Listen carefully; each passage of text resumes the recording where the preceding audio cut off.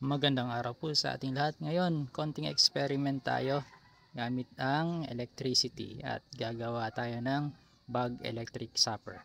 So, bago yon, paalala, meron po itong high voltage. Maaari kayong makuryente. Kapag hindi alam ang ginagawa, huwag gawin. Patnubay na magulang ay kailangan. At ayun na nga. So, wire mesh, ginagamit na screen. Dalawa po yan, isa sa ilalim, isa sa ibabaw. At naglagay ako ng fruit fly attractant para ma-attract yung mga fruit fly at dumapo dun sa trap.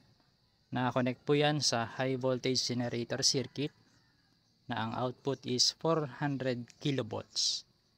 At yan po, mabibili nyo po yun sa Shopee, less than 100 pesos. At ito po ay gagamitan natin ng 3.2 volts battery. Yan po yung battery. At ang mangyayari dyan ay yung 3.2 volts input ay magiging 400,000 volts output.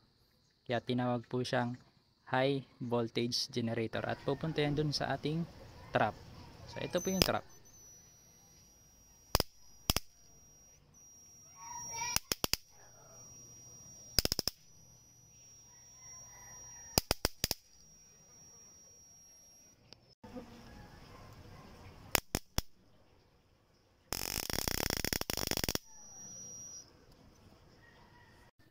At yan po ang mga casualties ng ating bag electric zapper.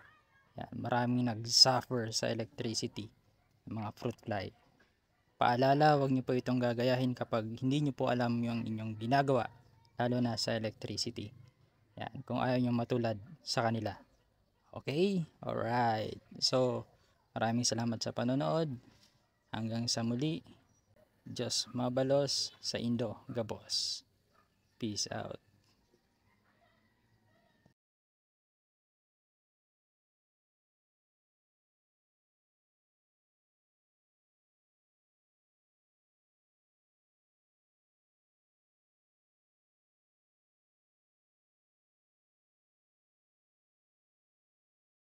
Hanggang sa kumonti na yung gata, dyan po natin malalaman na malapit na maluto yung kamoteng kahoy.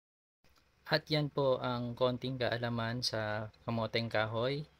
Maraming salamat sa panonood. Like, share, and follow po sa ating page JST Agritech.